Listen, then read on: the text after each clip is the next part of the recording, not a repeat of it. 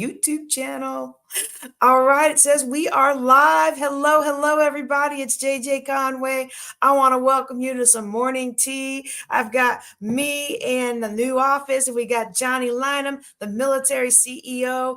This man is kicking butt and taking names, y'all, in the real estate industry.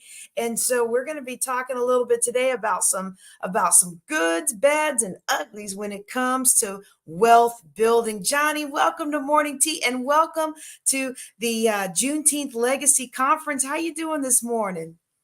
Doing great, doing great. Glad to be here on Juneteenth and talking about building wealth and some good strategies on what to do and some things that you probably shouldn't do as well too. So some good tea. Oh, Oh, yeah, yeah. Well, that's the thing. I wanted to have a little bit of fun. Now, I will admit, for those of you who are watching this after the fact, I will admit I did not stop to think about how early this is for my peeps on the I'm in the West Coast, who might want to dial in.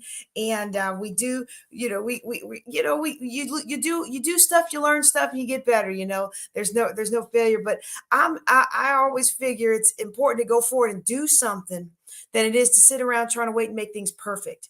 Because while somebody else is making everything perfect, I'm stealing their market share with my imperfect, get her done self. And I think when we talk about having a wealth building attitude, I think that's one of the attitudes that we can really bring to the table, is actually getting the job done and not being afraid to step out on something that we might be a little uncomfortable with.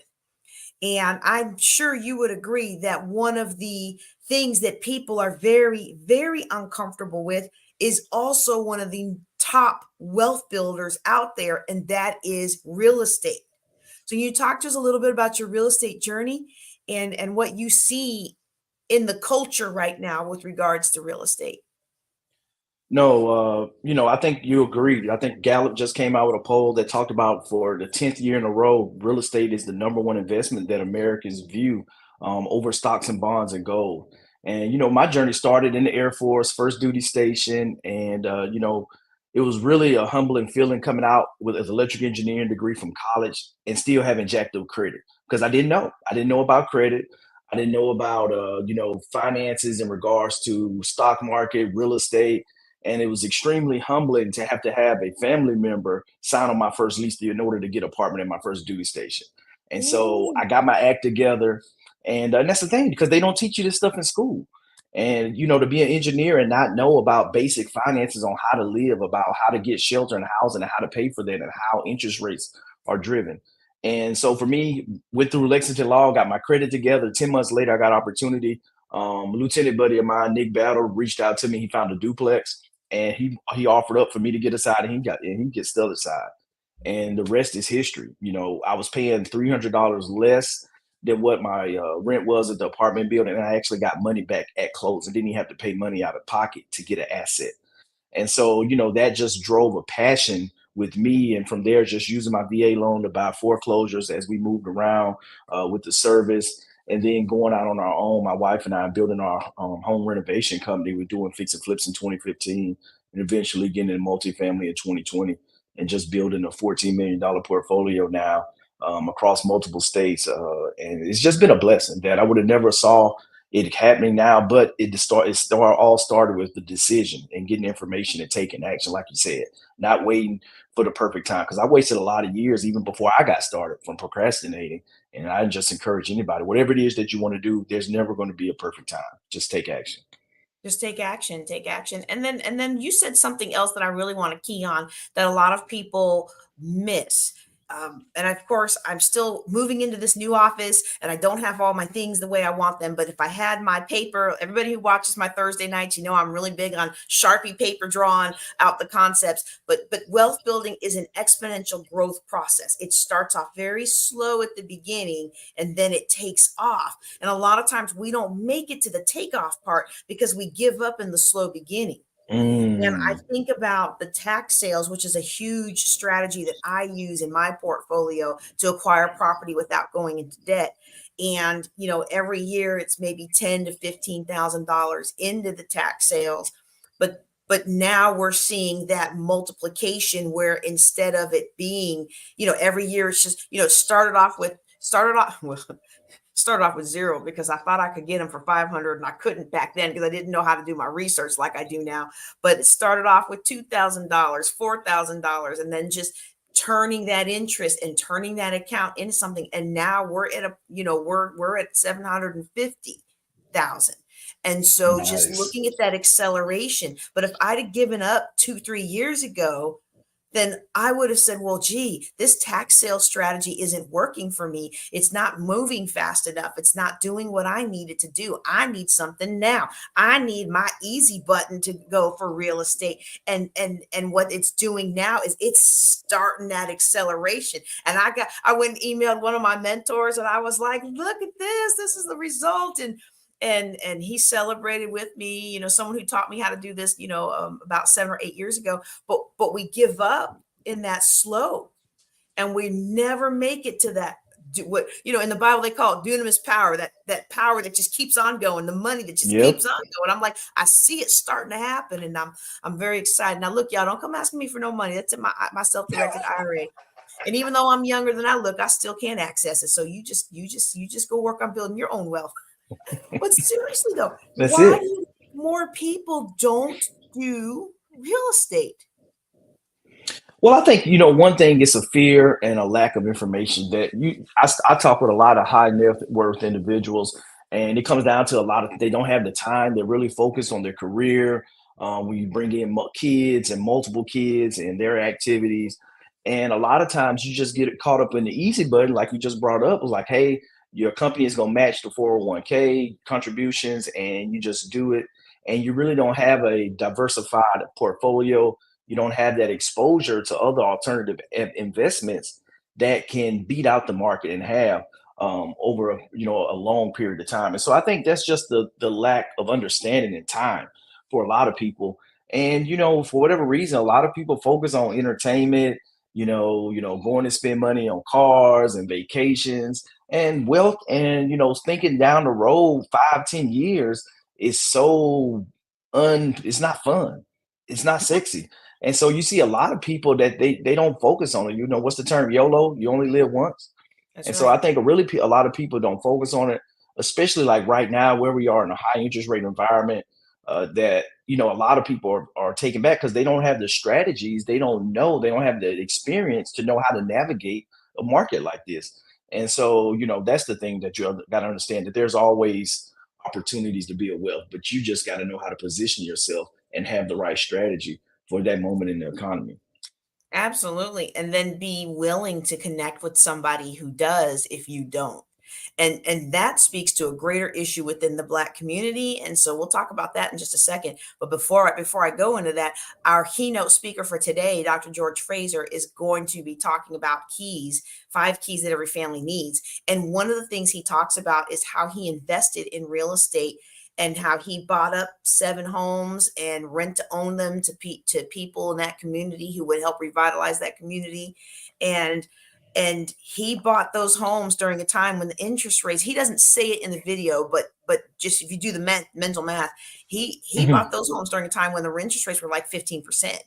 And even today's Mm, interest rates are still lower than when I bought my first property and to live in. And it was not only yep. the first house I ever bought, but it was the first house I'd ever lived in my entire life. And the same for my ex-husband. The very first house either one of us had ever lived in. I'd always grown up in base housing. He grew up in the projects. It was like a dream come Mhm. true. And that interest rate was still more than what people are scared of today. And so for me, I look at it as if you aren't connected with somebody who has those stories, you might be afraid of moving forward. But if you get connected with somebody like me or Dr. Fraser or Johnny Lynham, then you are able now to leverage their experience and understand that any time is a good time to buy a property. High interest rates or not, any time is a good time to add assets that aren't going to depreciate. And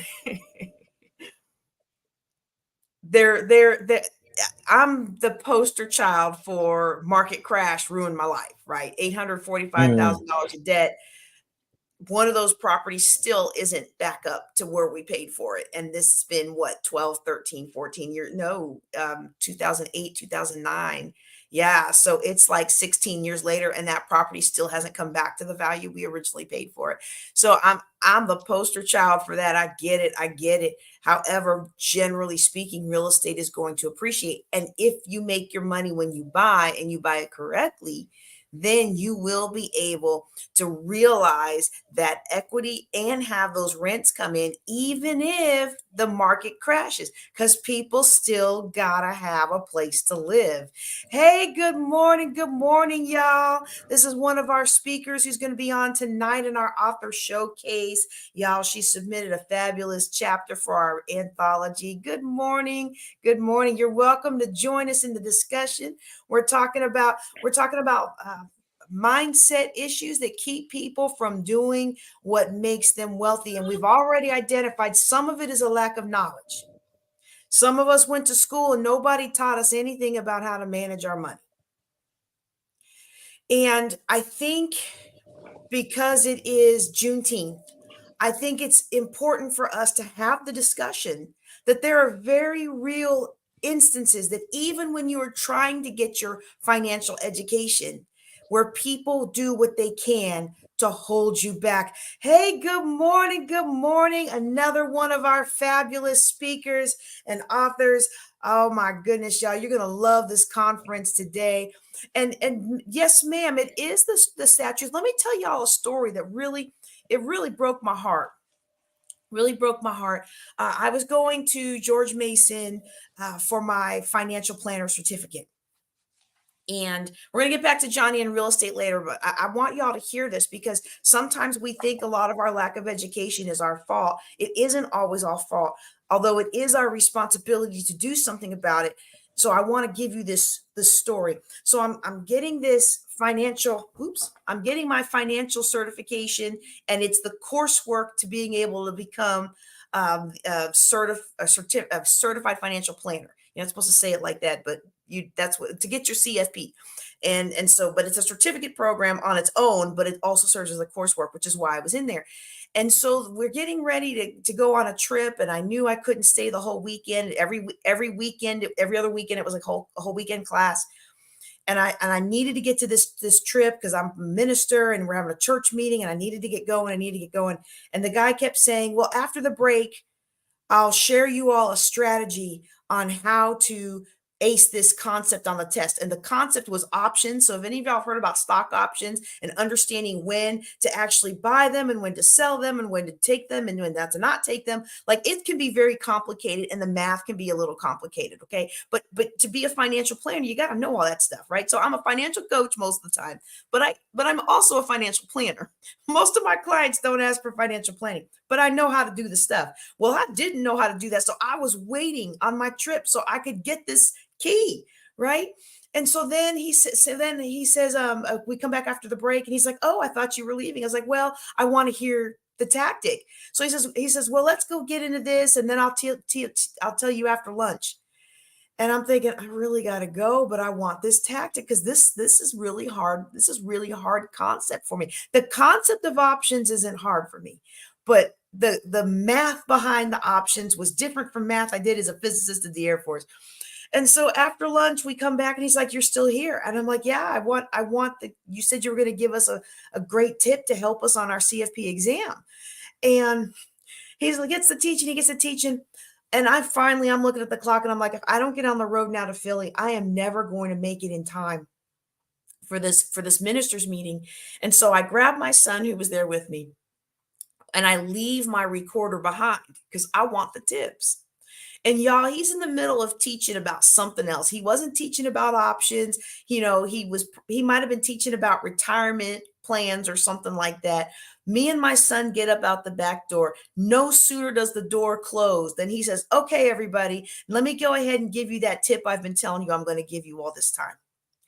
And when I heard the recording, I thought to myself, wow, this guy is intentionally trying to make sure that I don't get the benefit that everybody else in that class, all the old white guys in that class, all they only got and a few ladies, a few older white ladies, they got the benefit. And then it made me wonder, how many other things have I missed in this class? How many other things have they set aside for when I wasn't there?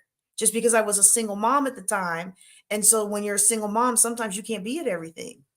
And then I think about my military career, y'all. And we are definitely talking about this stuff when we get into the military breakfast, the military brunch Friday.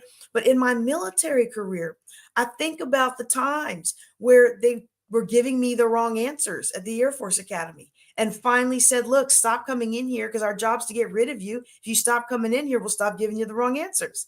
I was like, whoa, no wonder I was failing in my coursework because I didn't understand. I couldn't reconcile what the teacher was giving me after and what was there beforehand. Or I think about Major Michael. Oh man, what was his name? His thing is on the back of my shadow box over there, but I am not moving that thing. It's heavy. Major Michael Morrison, I think it is, when he retired, and he told the story about being the first Black to graduate this particular career field class, and he was the top. He was the top person in the class, and they pulled him in for OSI and accused him of cheating and all this stuff. And some senior master sergeant pulls him aside later and says, "Hey, I got to let you know, I was at the gym and I overheard these guys talking about you, about how, and they used expletives that I don't use on this channel, even though they like to use them in rap music.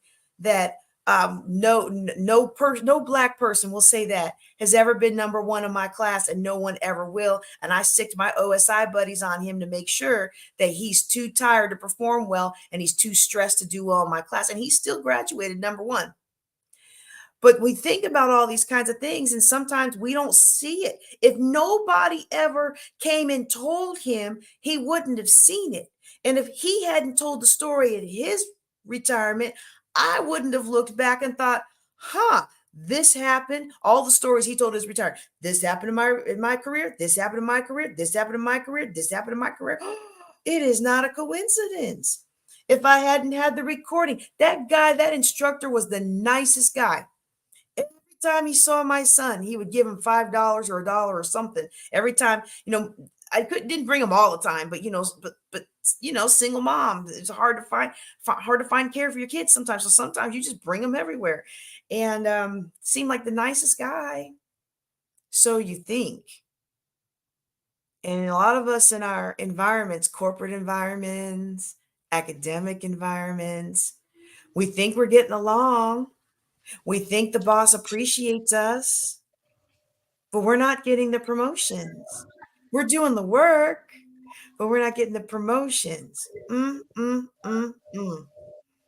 I do appreciate the fact that what was intended for my evil actually turned around for my good. I really do. Somebody dropped that as a comment. Somebody dropped it as a comment. So let me see if I can pull that up. Okay, there it goes. So I know I've talked for quite a bit there, Johnny. Do you have a response to that today? Yeah. Yeah, no, unfortunately it happens. And the more, we're kind of isolated, when active duty service, that, we're kind of sheltered. And that's one of the things that I've been seeing as I gear up for transition and retirement, that there's a whole nother world. And most veterans, unfortunately, aren't prepared. They aren't prepared to step out into the civilian world, as we refer to it, on the military side. But it happens. And, the more and more you talk to people and you see some of the same occurrences. I literally had a squadron commander tell me he was too busy to reach out to, call my top 3 jobs that I was looking for on the command list. And, and it's just, it's extremely sad, unfortunately, that some people, they just don't really care. When you ask them like, hey, well, what about the group commander? Has he had a chance? No, he's been too busy as well, too. And and so like, okay, well, I see how that goes. And then that really let me know, as going into my '05 board, being number 4 of 154 majors in the entire wing and not getting one interview for a commander slot after making the list. And it's like, okay, what's going on here? But like someone said in the comments, that you have to use this as a trampoline. You have to use it as a setup for your success, for your next thing. And you look for opportunities where you can control your destiny as much as possible, where you don't have those single points of failure, or you don't have that extreme reliance on one individual for your success. And just know you're going to be successful. That's a great story, because for him to be able to make it to retirement and share that story and still finish top of the class, that you still can overcome regardless of what's put in front of you, what adversity shows up, that is meant to work on you and not to hold you back. And so the thing is taking a stride, build that mental fortitude. But I recognize for a lot of people, it could be traumatic and it can hold you back and suppress your greatness to the point where you're not showing up as your best version in whatever it is that you're trying to do. And so I think I see that story and your story as a moment of hope and courage that you can go yet still be successful past that adversity that's placed in front of you. For those that you would think would be able to celebrate you, set you up for success, that's not always the case, whether you're on the military side or on the private sector side. So, Nope, nope. In fact, when Major Morrison retired and he told those stories, I was emboldened to tell those stories during my retirement as well. And I actually cut some of them out because our former MAGCOM commander, who I had aided for at one point, even though I wasn't a competed aide, I was his as a provisional commander, uh, his driver, his speechwriter, his CAG deputy chief, all the things. Right, went to Corona. Got embarrassed because they pulled me out there with all the other aides, and I'm like, I don't belong up here. But the other aides were like, come on, come on. And it was like, I appreciated their acceptance, but the boss was very upset with me. He was like, you know, you didn't belong in there. You weren't a real aide, but I was his aide. And he came back to do my retirement. And people, it was supposed to be a small, intimate gathering of friends and supporters. But once people realized that the former MAGCOM commander was coming, now everybody poured into the room because they wanted to meet the general. They wanted to talk to the general. They wanted to rub elbows. And he was hilarious because he's like, I got something for them. As soon as I'm done with your comments, I'm leaving my wife to deal with them. but, but, but because the crowd wasn't what I wanted, I had to temper some of that. But I told some of those stories. I told the stories about being at the academy, being told blacks can't do physics. I told stories about how this, that, and the other happened. And I've got some juicy stories that are related to people who are either still active duty or are still um, trying to make their way in the government system. That's why a lot mhm. of people don't talk about these issues, is because a lot of people who suffer these issues turn around and get government jobs and they're still in the government system. So like when I tried to market blacks can't do physics, or blacks can do physics with a T in a little parentheses, um, Mhm. I couldn't get anybody from the National Society of Black Physicists to come on board and share their stories. And I'm like, look, we all talked about this stuff. Come on now. We've had hours of late night discussions about the discrimination in science and academia, and none of y'all will come. Well, of course not. Nobody wants to bite the hand that feeds Yeah. them. And so, those are some things we are going to talk more about in the Black Veterans Brunch. So if you are a veteran, and we're going to, Monique, we're going to talk more about that transition during the Black Veterans Brunch. Okay. Because I'm a huge believer in preparing. However, at the same time, this is why I was worried for Johnny. It didn't affect him, but I was worried. But he's got such a great personality. I think it didn't affect him like it would have affected some of us the other loudmouth nonconformists. But usually in the military, when they know you have a business or they know you have some other stream, they take you out of the running for the big stuff because you're not true blue and you're not sold out and you have other options.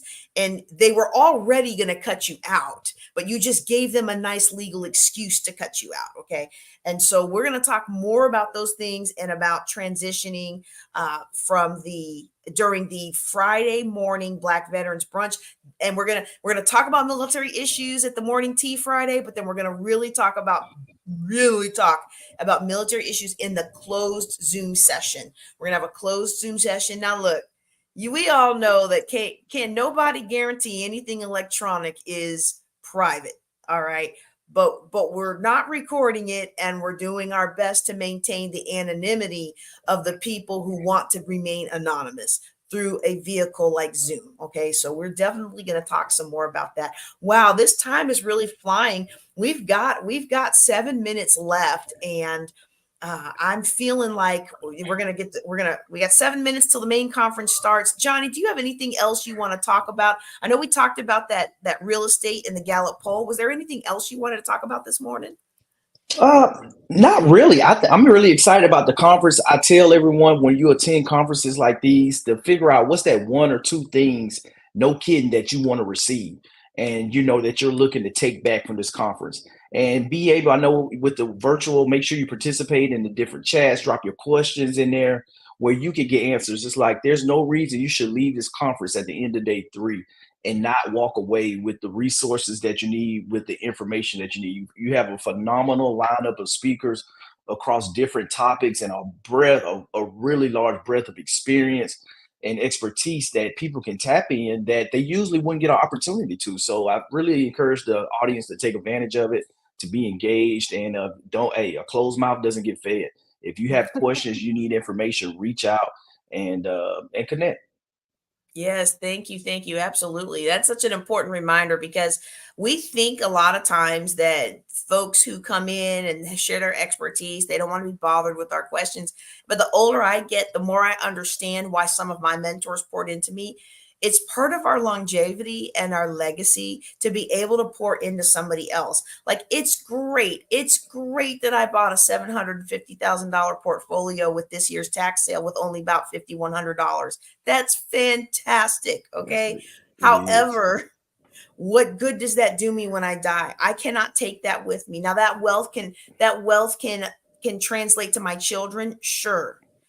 But even then, as a financial planner, I have seen over and over again the heirs do not care about what you've built up. And the best way that we can live on is to pass our knowledge on to others. And so don't be afraid to reach out. Now, some people are going to be live in our morning streams like this, our Black Veterans Brunch, our author showcase.